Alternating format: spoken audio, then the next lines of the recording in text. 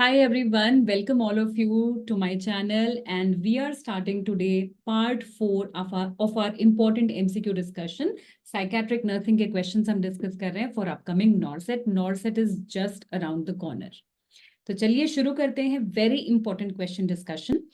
Now, Which of the following substance is not a CNS depressant? आपसे पूछा है इनमें से कौन सा substance जो addictive substance है वो CNS depressant नहीं है. So सबसे पहले what is a CNS depressant? What it does? जब भी patient या कोई भी person ऐसे substance को consume करता है तो उसका CNS depress हो जाता है, which means their CNS activity या CNS के जो functions हैं वो क्या हो जाते हैं, स्लो डाउन हो जाते हैं, कम हो जाता है, उसकी बॉडी का मूवमेंट कम हो जाता है, बोलता भी वो स्लर्ड स्पीच आने लगती है, और उसकी चलना भी उसका स्लो डाउन हो जाता है और काम डाउन हो जाता है. ठीक है, तो ये चीजें हो जाती हैं जब कोई सीएनएस डिप्रेसेंट बॉडी में जाता है. नाउ इस क्वेश्चन में आपसे पूछा है कौन सा सीएनएस डिप्रेसेंट नहीं है. तो अल्कोहल हमारा सीएनएस डिप्रेसेंट है. बात करें ओपियोइड और हेरोइन की, तो देखो ये दोनों एक ही चीजें हैं. कैसे एक ही चीजें हैं? क्योंकि हेरोइन क्या है, ओपियोइड का ही एक फॉर्म है. और एक और इम्पॉर्टेंट चीज है, अगर आपसे पूछ लिया जाए कि मोस्ट कॉमनली अब्यूज्ड ओपियोइड क्या है, तो आपका आंसर होना चाहिए heroin. Heroin should be your answer. अब ओपियोइड और हेरोइन दोनों के दोनों क्या है, ये भी सीएनएस डिप्रेसेंट है. अल्कोहल भी हमारा सीएनएस डिप्रेसेंट है. Now what is cocaine? Cocaine क्या है? देखो कोकेन है हमारा सीएनएस स्टिमुलेंट. ये सीएनएस को और ज्यादा ट्रिगर कर देता है, स्टिमुलेंट है ये. दो कैटेगरीज हैं, दो नाम आपको यहाँ पे याद रखने हैं, कोकेन एंड एम्फेटामाइंस. ये दोनों जो टाइप्स हैं ये क्या है, हमारे सीएनएस स्टिमुलेंट में आते हैं. So the right answer is option B here. Moving on to the next question. A motivational syndrome is associated with which substance? ये प्रीवियस ईयर है तो आपको अच्छे से आना चाहिए. ए मोटिवेशनल सिंड्रोम आपसे पूछा गया है. सबसे पहले बात कर लेते हैं what is the meaning of a motivational syndrome. Now what happens here, patient has no motivation to do anything. Patient does not go to the work और स्कूल और कॉलेज, बड़ा लेथार्जिक सा रहता है और अनइंटरेस्टेड, डिसइंटरेस्टेड, कोई interest नहीं किसी चीज में. तो क्या देखा हमने क्या देखा? नो इंटरेस्ट इन जॉब और स्कूल और कॉलेज, पढ़ाई लिखाई, नथिंग. लेथार्जी है, लेथार्जिक रहता है पूरा दिन. और क्या रहता है? और डिसइंटरेस्टेड, किसी भी चीज में डिसइंटरेस्टेड है. ये क्या है? ये है हमारा ए मोटिवेशनल सिंड्रोम. ए मोटिवेशनल सिंड्रोम किसके साथ होता है, किस सब्सटेंस के साथ हमने पढ़ा है? ये हमने पढ़ा है कैनबिस के साथ. कैनबिस के साथ. पर ऑप्शंस में देखें तो कैनबिस तो कहीं पे भी नहीं दिख रहा है. क्या क्या दिख रहा है हमें? कोकेन दिख रहा है जो हमारा आंसर नहीं है. ओपियोइड, अल्कोहल, ये हमारा आंसर नहीं है. हमें हेम्प दिख रहा है, कुछ अलग सा है. तो हेम्प क्या है? Cannabis is called as hemp also. Cannabis is derived from hemp plant. Cannabis is derived from hemp plant. Hemp plant. और इस प्लांट के सारे पार्ट्स को different different types, different different तरीके से यूज किया जाता है. जैसे कि क्या क्या नाम है, जैसे कि गांजा, भांग, हशिश, ये सब क्या है? कैनबिस की ही फॉर्म्स है. तो ए मोटिवेशनल सिंड्रोम कैनबिस के साथ एसोसिएटेड है. और क्या चीजें हैं, और क्या हो सकता है? देखो फ्लैशबैक्स एसोसिएटेड है कैनबिस के साथ. सबसे पहली चीज हमने क्या देखी? देखो ए मोटिवेशनल सिंड्रोम हो गया, और क्या क्या है? फ्लैशबैक्स. मतलब पेशेंट का ये जो इसका कैनबिस का इफेक्ट है, जब वो उतर जाता है, जब वो कम हो जाता है, पेशेंट को फ्लैशबैक्स आते हैं. पेशेंट को कॉग्निटिव इम्पेयरमेंट होने लगता है, धीरे धीरे उसके जो कॉग्निटिव फंक्शंस हैं वो इम्पेयर्ड होने लगते हैं. और पेशेंट को कैनबिस इंड्यूस्ड साइकोटिक डिसऑर्डर हो सकता है, which is called as hemp insanity. क्या बोला मैंने? पेशेंट को हेम्प इंसैनिटी भी हो सकती है. Hemp insanity, what is this? This is nothing but cannabis induced psychotic disorder. Cannabis use करने पे साइकोटिक डिसऑर्डर्स अपीयर होने लगते हैं, पेशेंट एक्सपीरियंस करने लगता है, which is called as hemp insanity. Okay, now fine. So that's all about हमारा question number 3 answer है हमारा option B, hemp. Next question है हमारा, most commonly used illegal drug in the world. ये आपको पता होना जरूरी है। देखो, most common used illegal drug in the world is cannabis. Answer क्या है इसका? कैनबिस है, मोस्ट कॉमनली यूज होता है वर्ल्ड में। Now in India, if we talk about India, then it is tobacco, then it is tobacco. World में cannabis है और इंडिया में अगर हम बात कर रहे हैं तो टोबैको है। अच्छा, कैनबिस के बारे में हमने लगभग सारी बात करी ली है, भांग, गांजा, हशिश। अच्छा, how it is consumed? It is consumed orally, या तो ओरली इसको कंज्यूम किया जाता है टैबलेट्स की फॉर्म में या लिक्विड फॉर्म में, या फिर इसको स्मोक किया जाता है। And what are the symptoms? What are the symptoms of intoxication? I recently shared a reel on my Instagram page, and the mnemonic is rides. You can go and watch that to know what is rides. And one more thing, bad trip. Two things are associated with cannabis intoxication. Rides is the mnemonic to memorize the symptoms of intoxication. क्या है? Reddened conjunctiva है, increased appetite है, depersonalisation, derealisation and dry mouth, euphoria and crossing over of sensory perception which is called as synaesthesia. Bad trip, some of them experience bad trip. Bad trip मतलब unpleasant symptoms भी कुछ लोग experience करते हैं, उसको bad trip कहते हैं। Fine, चलिए नेक्स्ट आगे चलते हैं। हमारा question number 5, a wheel chair bound patient. एक पेशेंट है जो कि व्हील चेयर बाउंड है, मतलब वो उससे उठता नहीं है, व्हील चेयर पे ही रहता है। Suffering from phobia of closed spaces, अब उसको क्लोज्ड स्पेसेस से डर लगता है, तो उसको लिफ्ट में अगर लेकर जाना है एक फ्लोर से दूसरे फ्लोर पे, क्योंकि कोई रैंप नहीं है, तो and you are there with the patient, you are there with the patient, तो आप क्या एंटिसिपेट करोगे कि पेशेंट को अब क्या होगा, या पेशेंट क्या फील करेगा?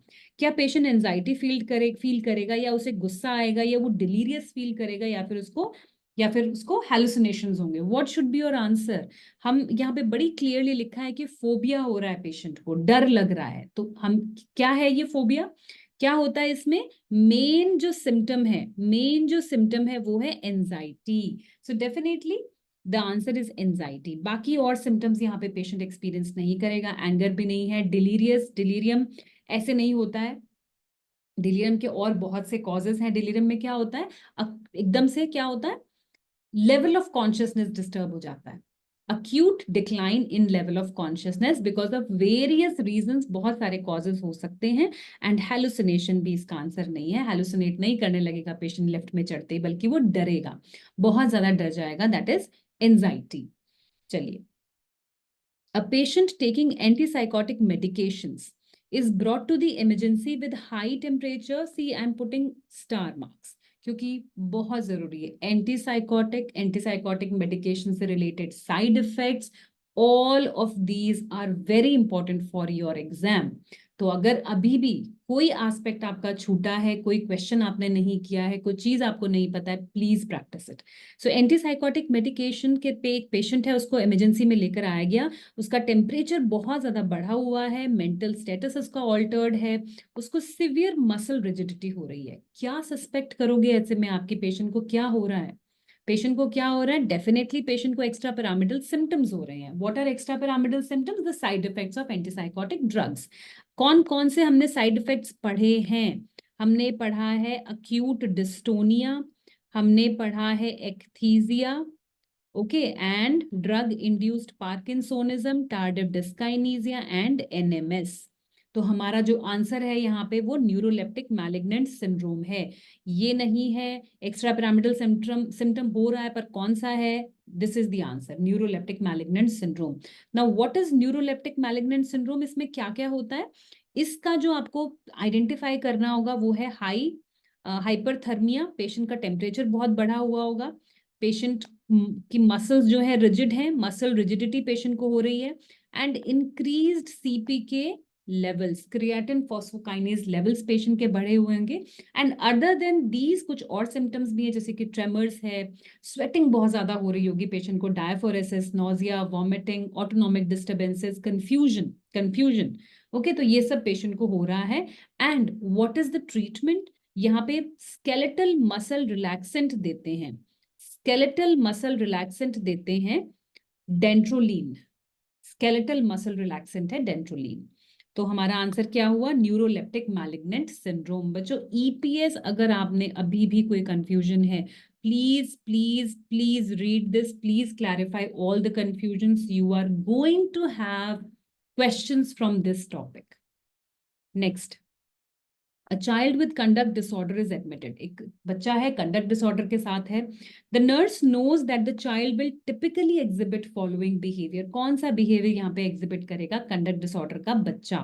Now, becoming easily distracted by external stimuli. अगर हम childhood disorders पे ध्यान दें जो हमने पढ़े हैं, तो ये किस में होता है? बच्चा external stimuli से एकदम distracted हो गया, highly distractible है. This is a sign of ADHD, attention deficit hyperactivity disorder, where सबसे पहली चीज क्या है? attention deficit है. थोड़ी सी भी नॉइज से, थोड़ी सी भी किसी चीज से बच्चा एकदम से डिस्ट्रैक्ट हो जाता है. Showing preference for inanimate objects, मतलब किसी भी एक चीज से इतना लगाव लगा लेना कि उसके बिना बच्चा अनकंफर्टेबल हो जाता है. ये किसका सिम्टम है? ऑटिज्म स्पेक्ट्रम डिसऑर्डर का. किसी भी एक चीज से बच्चे को इतना ज्यादा अटैचमेंट हो जाएगा कि वो उसको चाहिए चाहिए. Committing serious violation for societal norms appropriate for their age. Now this shows कुछ ना कुछ बिहेवियर में या कंडक्ट में डिसऑर्डर. ये जो ऑप्शन सी है हमारा, तो इसका मतलब क्या हुआ कि ये हमारा आंसर हो सकता है. Now moving on to the next option, engaging in repetitive behaviour. तो रेपिटेटिव बिहेवियर किसका सिम्टम है? अगेन एएसडी का सिम्टम है, रेपिटेटिव रेस्ट्रिक्टेड पैटर्न और बिहेवियर. फाइन, तो हम चलते हैं ऑप्शन सी की तरफ, जो कि हमारा आंसर है. देखो जो कंडक्ट डिसऑर्डर है ना, इसमें क्या होता है? इसका मेन सिम्टम क्या है? कि रूल्स फॉलो नहीं करता बच्चा. जो भी उसके एज अप्रोप्रिएट रूल्स हैं, या स्कूल में किस तरीके का बिहेवियर उससे एक्सपेक्टेड है, घर में कैसे सबको ओबे करना है, रिस्पेक्ट करना है, ऑल ऑफ दीज थिंग्स बच्चा नहीं करेगा. This is conduct disorder. और साथ में क्या हो सकता है? फिजिकल अग्रेशन शो कर सकता है बच्चा. ठीक है, किसी को धक्का देना, मार पीट करना, हाथ उठाना. एंड डिस्ट्रक्शन टू प्रॉपर्टी, चीजें तोड़ फोड़ करना. डिस्ट्रक्शन टू प्रॉपर्टी, फर्नीचर तोड़ दिया, चेयर उठा के फेंक दी, घर में कुछ तोड़ दिया. And what happens? यूजुअली इसको डायग्नोस कर दिया जाता है 18 ईयर्स से पहले, before 18 years. Usually it is diagnosed before 18 years of age. And yes, इन दोनों के साथ और क्या हो सकता है? जो बच्चा है can be involve in the acts of theft या डिसीट मतलब धोखा देना, चीजें चुरा लेना, अपने जो एक्सपेक्टेड बिहेवियर है वो शो ना करना. That is conduct disorder. So option C is the right answer. Moving on to the next question, which of the following is a positive symptom of schizophrenia. चाहे भले ही हमने इसको कितनी बार डिस्कस कर लिया हो, पर every time I will say कि schizophrenia is a very very important topic, specially positive and negative symptoms. हमें पता है पॉजिटिव नेगेटिव सिम्टम्स दोनों होते हैं. पॉजिटिव सिम्टम का मतलब क्या है? Addition of abnormal behaviour. Negative symptoms क्या होते हैं? नेगेटिव सिम्टम्स क्या होते हैं? जहां पे कि एब्सेंस हो जाता है, एब्सेंस ऑफ नॉर्मल बिहेवियर, जैसे कि anhedonia, avolition, apathy, asociality. Okay, avolition, all of these are negative behaviour, sorry negative symptom. Positive symptom क्या होता है? कोई भी एबनॉर्मल चीज, कोई भी एबनॉर्मल एक्सपीरियंस पेशेंट में ऐड हो जाता है, जैसे कि hallucinations and delusions. So looking back to the options, blunted affect negative है, एनहेडोनिया नेगेटिव है, एवोल्यूशन नेगेटिव है, हैलुसिनेशन पॉजिटिव सिम्टम है. ओके, चलिए नेक्स्ट क्वेश्चन है हमारे पास. The nurse identifies that the young girl with weight loss possibly has anorexia if she has the following. अब हमें क्या करना है? हमें हमारे सामने एक जो सिनेरियो दिया है या जो क्वेश्चन दिया है उसमें क्या है? यंग गर्ल है, वेट लॉस उसका हो रहा है. अगर हम कहें उसको एनोरेक्सिया नर्वोसा है, तो किस बेस पे कहेंगे? देखो सबसे पहले अगर हम एनोरेक्सिया नर्वोसा की बात करें, तो हमें पता है it is an eating disorder. किस में कॉमन है? अडोलेसेंट्स में कॉमन है, फीमेल्स में कॉमन है. तो दोनों क्राइटेरिया मैच हो गए यहाँ पे. अब हम चलते हैं कि क्या क्या होता है. डिस्टर्ब्ड बॉडी इमेज है. डिस्टर्ब्ड बॉडी इमेज मतलब अपने आप को सही से परसीव नहीं कर रही है दिस गर्ल. वेरी थिन है, बहुत ज्यादा मालनरिश्ड है, पतली है. और क्या हो सकता है? और भी काफी सारे फीचर्स है, जैसे कि एमेनोरिया पेशेंट को यहाँ पे हो सकता है. ओके, तो appearance of very fine hair, lanugo जिसको बोलते हैं। अब चलते हैं ऑप्शंस की तरफ, जिसमें कि disturbance of body image, yes, ये हमारा आंसर है। एलोपेशिया, ये हमारा आंसर, मतलब कह नहीं सकते कि स्पेसिफिकली ये एक डायग्नोस्टिक क्राइटेरिया के अंदर नहीं आता है, कैरेक्टरिस्टिक फीचर्स के अंदर नहीं आता है। Compulsive behaviour no, tremors no. So the answer is disturbance in body image. Anorexia nervosa में पेशेंट अपने बॉडी इमेज को ठीक से परसीव नहीं करती है, वो बहुत ज्यादा एक्सेसिवली थिन होती है, बट स्टिल पेशेंट को लगता है कि I am very fat, has intense fear of becoming obese, does not eat enough amount of food, और 50% क्या होते हैं, रेस्ट्रिक्टिव टाइप होते हैं, 50% पर्जिंग टाइप होते हैं। सो हमारा आंसर है option A. Moving on to the last question of this session, an ICU nurse is assigned a 75-year-old cardiac patient. सबसे पहले देखो, ICU nurse मतलब पेशेंट ICU में है, एल्डरली है, कार्डियक पेशेंट है। ये तीनों के तीनों चीजें बहुत अच्छे से क्राइटेरिया फुलफिल करती हैं कि पेशेंट शायद डिलीरियस हो सकता है, पेशेंट शायद डिलीरियस हो सकता है। आगे चलते हैं। He is agitated and says look there are spiders on the wall. Patient को क्या हो रहा है, पेशेंट को कुछ चीजें दिखाई दे रही हैं, स्पाइडर्स दिखाई दे रहे हैं, patient is agitated. She looks up and doesn't see any spiders. अब नर्स ने देखा तो she doesn't see any spiders. Now she understands that he is becoming delirious. Patient क्या हो रहा है, डिलीरियस हो रहा है, डिलीरियस हो रहा है, उसकी लेवल ऑफ कॉन्शियसनेस डिक्लाइन हो रही है, क्योंकि cardiac patients, elderly and ICU, ये तीनों ही तीनों कंडीशंस ऐसी हैं कि जिसमें पेशेंट को रिस्क होता है डिलीरियम डेवलप होने का। तो what should be your best response, देखते हैं ऑप्शंस की तरफ। You are hallucinating, there are no spiders on the wall, आप डायरेक्टली पेशेंट को बोल दोगे कि नहीं कोई स्पाइडर नहीं है वॉल पे, या फिर yes I can see the spiders on the wall but they will not hurt you or me, या फिर ये बोल देना कि हाँ हाँ मुझे भी स्पाइडर्स दिख रहे हैं पर वो हर्ट नहीं करेंगे। Do not worry, I will kill the spiders with the spray. I know you are frightened, but I assure you that there are no spiders. I hope whenever you are watching this session, you are actively involving in putting the answers or thinking. कुछ सोच रहे हो आप, critically analyse कर रहे हो, तो इसका आंसर क्या है, देखो इसका आंसर है ऑप्शन डी। क्यों है इसका आंसर ऑप्शन डी? जब भी पेशेंट को कोई परेशानी है, कोई प्रॉब्लम है, जिससे कि पेशेंट बहुत ज्यादा प्रॉब्लम उसको हो रही है, डरा हुआ है, तो पहली चीज आपकी है सेफ्टी। पहली चीज आपने क्या करनी है, सेफ्टी एंड सिक्योरिटी। पेशेंट को सेफ और सिक्योर रखना है। दूसरी चीज, आप पेशेंट को कन्फ्रंटेशन या आर्ग्यू या डिनाई बिल्कुल नहीं करोगे। आप पेशेंट को एक्सेसिवली उसके साथ अग्री भी नहीं करोगे कि हाँ मुझे भी स्पाइडर्स दिख रहे हैं। हमें क्या करना है, पेशेंट की प्रॉब्लम को, पेशेंट की प्रॉब्लम को, पेशेंट के फीलिंग्स को, इमोशंस को एक्नॉलेज करना है, that I know you are frightened, क्योंकि आपको नजर नहीं आ रहा है पर पेशेंट के लिए वो रियल है, रियल है तो वो डरा हुआ भी है। सो पहली चीज है आपको पेशेंट को सेफ और सिक्योर फील कराना है, उसको बताना है कि yes I understand your situation, that you are very much frightened right now, but I assure you that there are no spiders. आपने पेशेंट की प्रॉब्लम को भी समझ लिया और साथ ही आपने पेशेंट को ये भी बता दिया कि ऐसा कुछ नहीं है, बट स्टिल आप समझ रहे हो कि पेशेंट डरा हुआ है। ओके, तो बाकी और ऑप्शंस गलत है यहाँ पे। आप पेशेंट के साथ ऐसे ही अग्री भी नहीं कर सकते, आप पेशेंट के साथ डिनाई भी नहीं कर सकते। देखो ऐसा करने से क्या होगा ना, आपने पेशेंट की जो रियल प्रॉब्लम है उसको अंडरस्टैंड नहीं किया, उसको बिल्कुल भी अंडरस्टैंड नहीं किया, पेशेंट की समझा ही नहीं। पेशेंट की जो रियल प्रॉब्लम है वो ये है, फ्राइटन्ड, और पेशेंट को अभी यहाँ पे सेफ और सिक्योर फील करना है।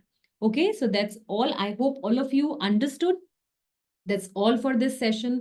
All the best for your preparations and keep going. Okay. Bye everyone. Thank you for watching.